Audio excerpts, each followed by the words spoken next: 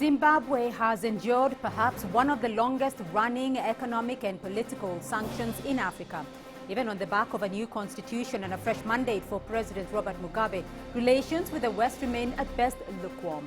But just what is President Robert Mugabe and his administration not getting right? And can ZANU-PF justly make a case for Western hypocrisy in the face of what now appears to be a sustained onslaught on its leadership? From Harare, we're joined by psychology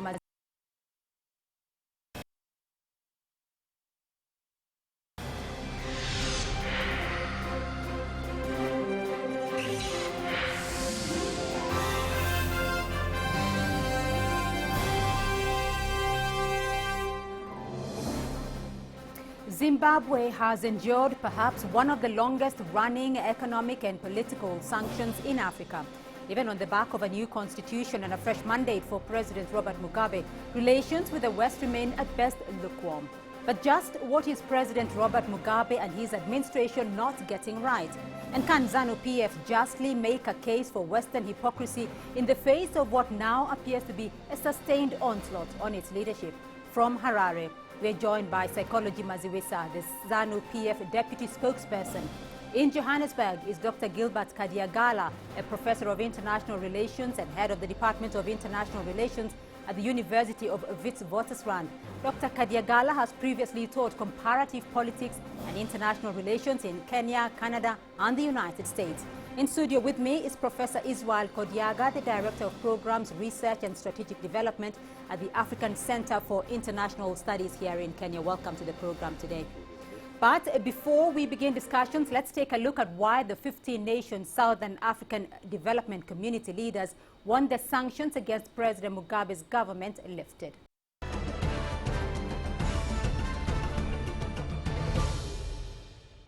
All right, Zimbabwe has been under Western sanctions now for a while. First, Psychology Maziwisa, to you in Harare. Sanctions against Zimbabwe has been a long-running battle for your country. What is the scope of the sanctions against Zimbabwe at the moment?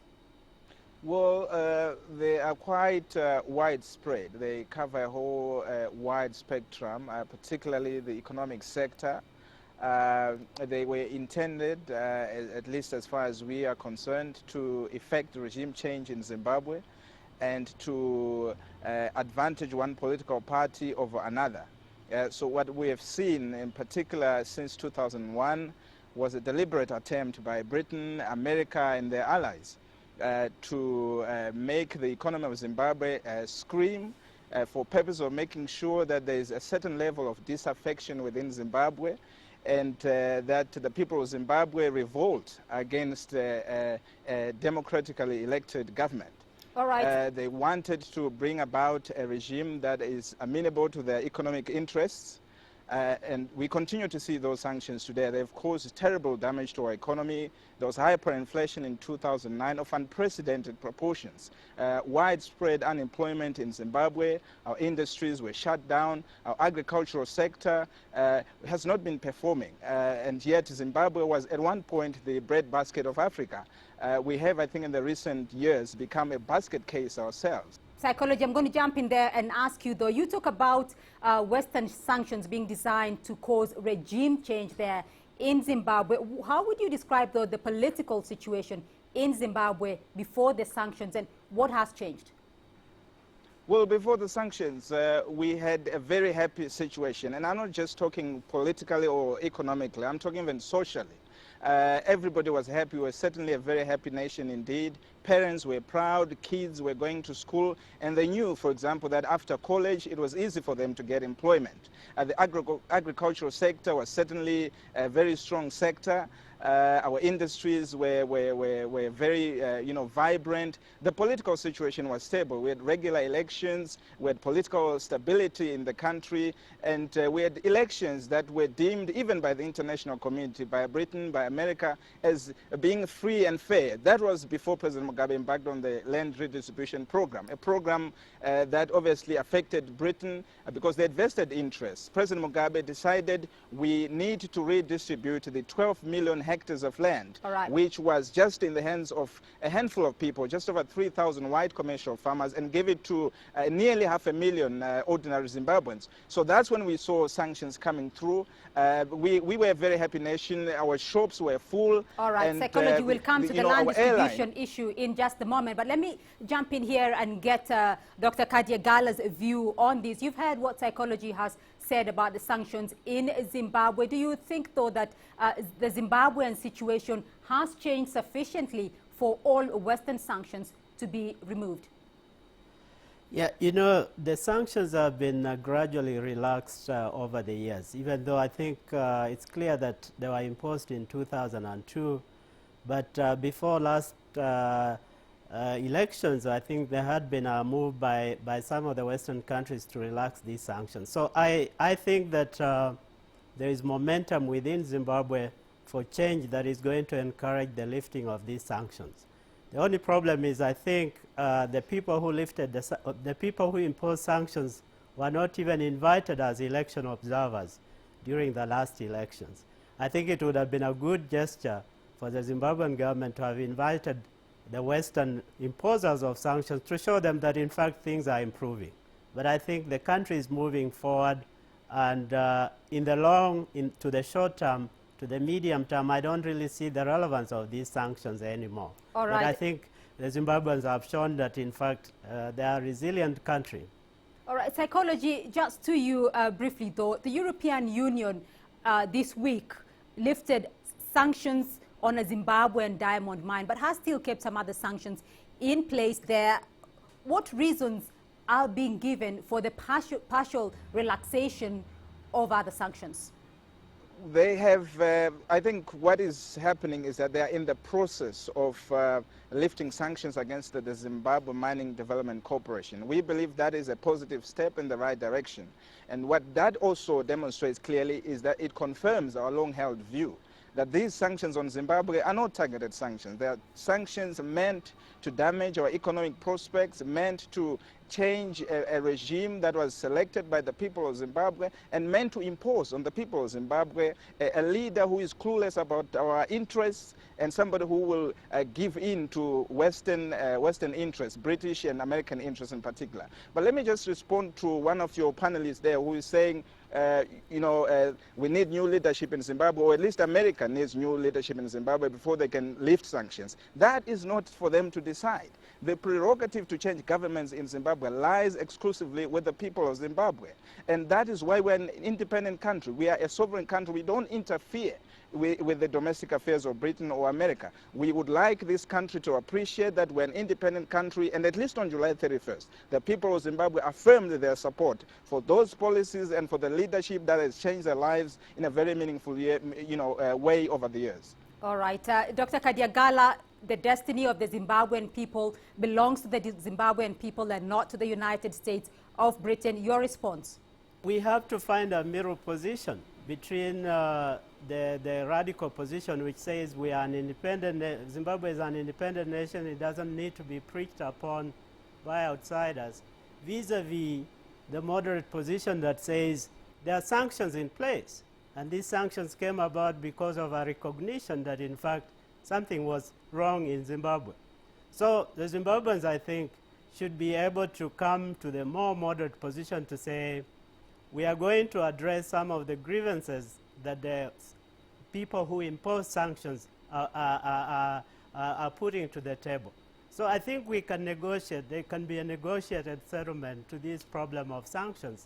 I think I'm saying that the Zimbabweans have held elections, and these elections have produced a government that is actually different from what was there previously. So this is another opportunity really for the Zimbabweans to come back to the people who impose sanctions and say there is change, there is momentum, there is movement for something new. Why are you still holding on to sanctions? And I think we need a sane debate rather than, I think, name-calling, rather than hiding under the notion of sovereignty. Because if you are sovereign, then why are you worried about sanctions? All right, I think that's my position. Psychology, is Zimbabwe taking a hardline stand on this? Should there be a middle ground? Well, I get worried when people say Zimbabwe is taking a radical position when it says it's an independent nation. No, that's not a radical position. It's a factual position. We got our independence in 1980, and we would like international countries like Britain and America to appreciate that we're now a sovereign and independent country. It's not too much to ask, is it? And this notion that the sanctions were imposed on Zimbabwe because of alleged human rights abuses is just nonsensical, to say the least. I'm sorry to say this. Everybody knows which country in this whole wide world performs rights abuses. And I'm talking about a culture, a pattern of abusing rights. And everybody knows what happened in Iraq in 2003. Dozens of people, hundreds, thousands of people died in Iraq. And there were circumstances, conditions that were created in the aftermath of that illegal invasion, which cost several innocent lives as well. And I'm also talking about what happened in Libya recently, what was about to happen in Syria not so long ago, and the possibility of America invading an independent country called Iran. But never mind what's happening in the international community. Barack Obama is abusing the rights of his people, the rights of innocent people on a very terrifying scale. He promised, for example, in 2008 that he was going to shut down Guantanamo Bay. He has not done that, and nobody's making noise about that. There are no sanctions imposed on America because of that heinous crime. So this is quite a hypocritical stance that was meant, I think, to effect a regime change in Zimbabwe. We will not accept that, and we will not even tolerate the incremental removal of sanctions. We want them to be removed entirely and without any conditions. All right. Dr. Kadiagala, is the United States, our Western governments, portraying double standards here when they talk about Zimbabwe's elections not being free and fair, and yet they were not represented as observers in that election? Are they employing double standards on the Zimbabwe situation? In international relations, there are a lot of double standards. There are big powers who apply double standards to these kinds of issues. And I think we have to begin from the premise that those double standards exist. My question, however, is Western sanctions on Zimbabwe were imposed almost 13 years ago. There has been a gradual movement incrementally towards relaxing those sanctions. And I see a very clear picture that in the next 2 to 3 years, those sanctions will be gone.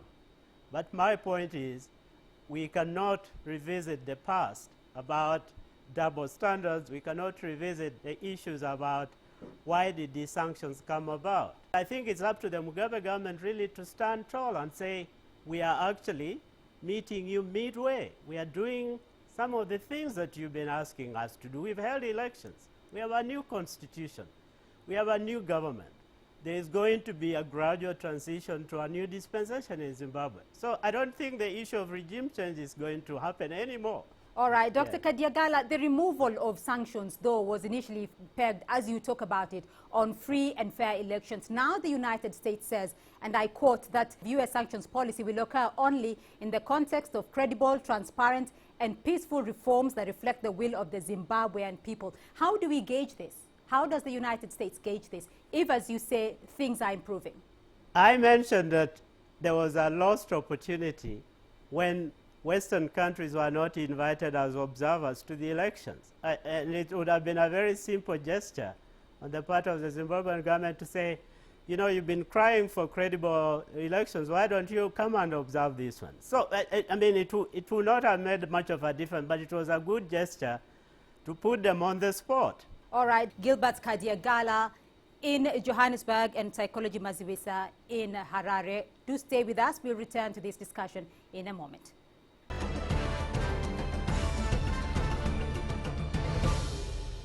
Well, goalposts appear to have shifted after an election that African Union and SADC observers described as free, peaceful and credible. The United States has now added a raft of other conditions for sanctions to be lifted. But at what cost for Zimbabwe? Let's take a look. Despite assertions that the sanctions were targeted exclusively at political leaders, businesses have suffered under the embargoes. International businesses that were dealing with Zimbabwe lost confidence in the business climate of Zimbabwe. So they wouldn't trade with us. If they did trade with us, they lacked our money and we had to pay upfront.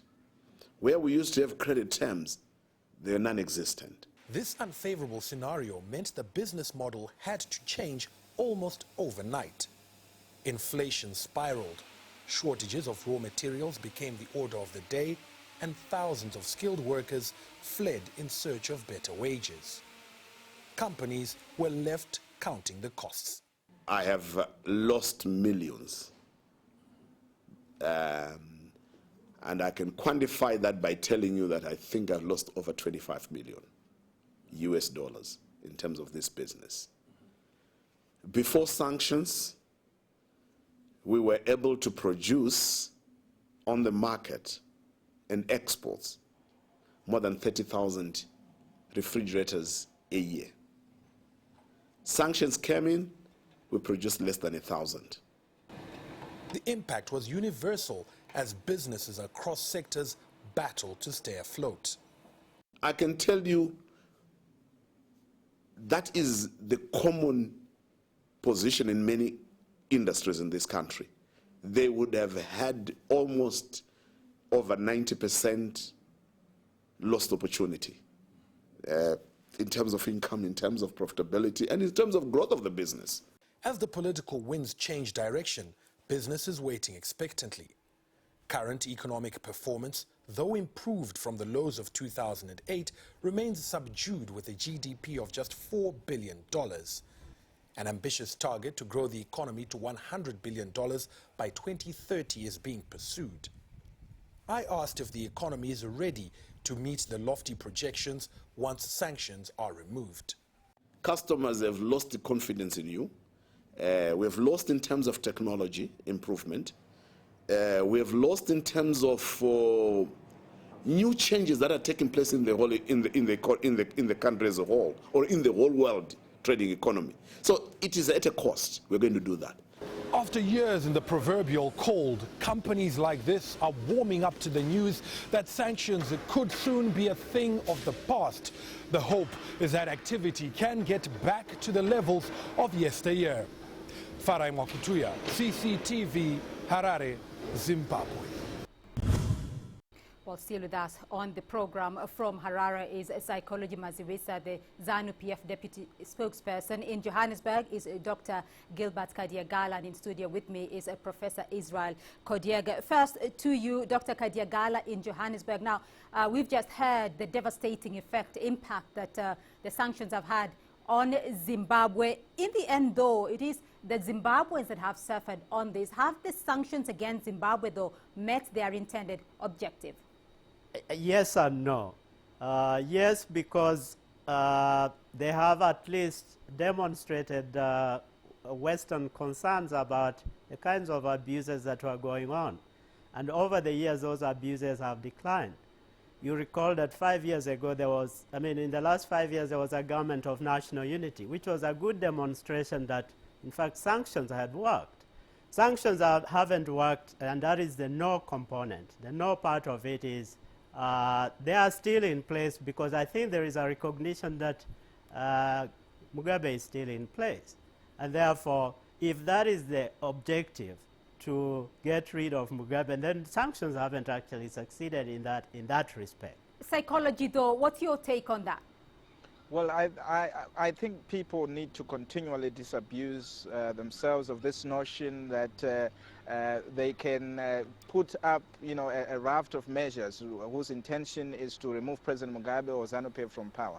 I continue to insist that interdependent as we are within the community of nations, we are an independent nation, we are a sovereign nation, and the prerogative to change governments and to choose leaders will always lie with the people of Zimbabwe, whether people like it or not. And that's what we saw on July 31st. These sanctions have not worked. They may have damaged our economic chances. They may have caused the exodus of millions of our people into the diaspora and caused several of our industries to shut down. But we are a very resilient nation. We are are led by a very visionary and principled leader, will always find ways to survive and ways to boost our economy. And that's what we've done. That's why Zimbabwe continues to stand today. And that is why, despite the sanctions being in place, we stand a very big chance of being counted amongst the top countries in the world in terms of the economy.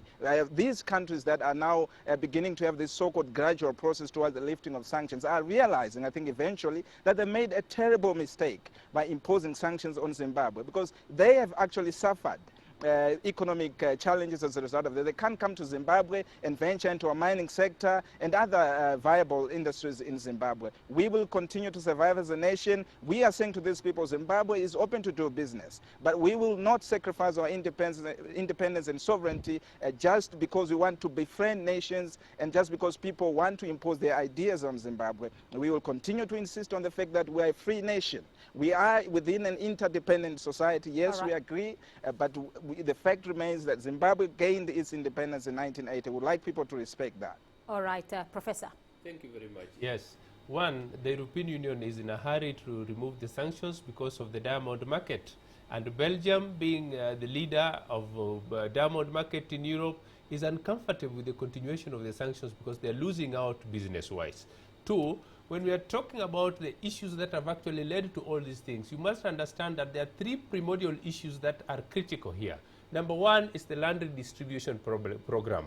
Number two is the indigenization program. And of course, that indigenization program now goes in not only in the mining sector, it includes also the banks. It includes also the other sectors of the economy which are controlled by the foreign business interests. So in essence, the issue is Zimbabwe has not acted on a very clean note insofar as indigenization is concerned, insofar as the land redistribution was concerned. And the problem is they have used politics to address the redistribution program.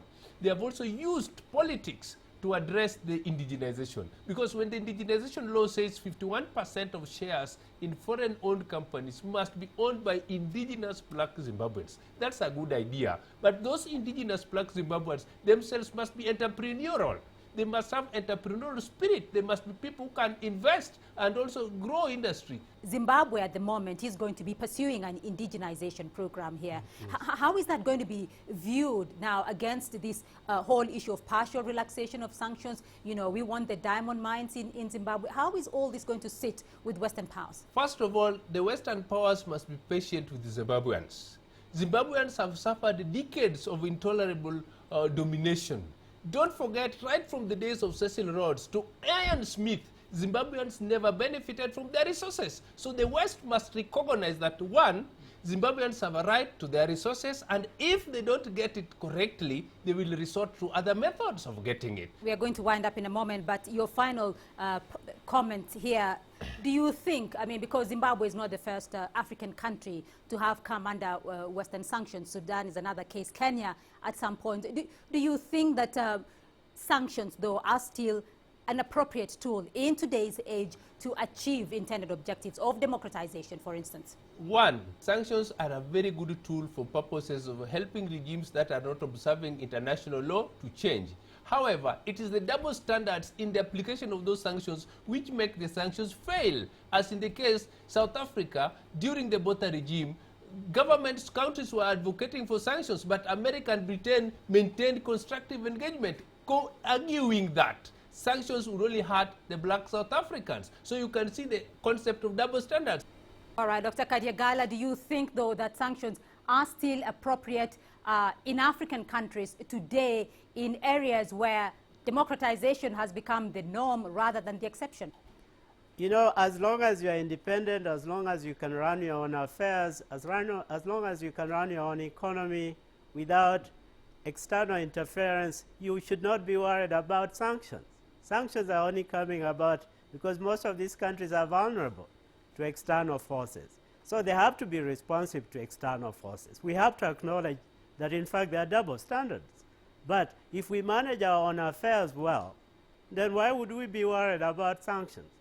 All right. Psychology, you have the final word on this. Are sanctions still an appropriate tool, and how can the world help Zimbabwe, for instance, move forward from this? Well, sanctions are an appropriate tool in deserving circumstances, in circumstances where they are warranted. We don't believe that they are justified in Zimbabwe. We believe that they were imposed outside the guidelines of the United Nations Charter and therefore in violation of international law. I don't believe that America, for example, the so-called democratic nation, most democratic nation in the world, is living by what is acceptable. They have that Guantanamo Bay where there's a rampant and clear refusal for innocent people to have access to their families, access to their legal practitioners, and they are detained indefinitely and for no crime at all. We continue to see violation after violation of international law. We saw that in Iraq in 2003. Dozens, hundreds of thousands of people died as a result of that. We saw what we saw in Libya recently, and the fact that America is threatening military intervention in Syria and Iran. That is unacceptable. That is what is unacceptable. Zimbabwe is an independent nation, and we will say this for as long as possible. And we are not ashamed to say that we're an independent country. We must be left alone. We must be left to pursue our own economic interests as an independent and sovereign nation. All right, Psychology Masiwisa joining us there from Harare. We'll leave it there for the moment. Psychology Masiwisa, the ZANU-PF, a deputy spokesperson, and from Johannesburg, Gilbert Kadiagala, a professor of international relations and head of a department of international relations at the University of Witwatersrand, and Dr. Kadiagala and Professor Israel Kodiaga joining me here in studio. Gentlemen, thank you very much for being on the program. Well, that has been Talk Africa for today. I'm Beatrice Marshall. Bye-bye.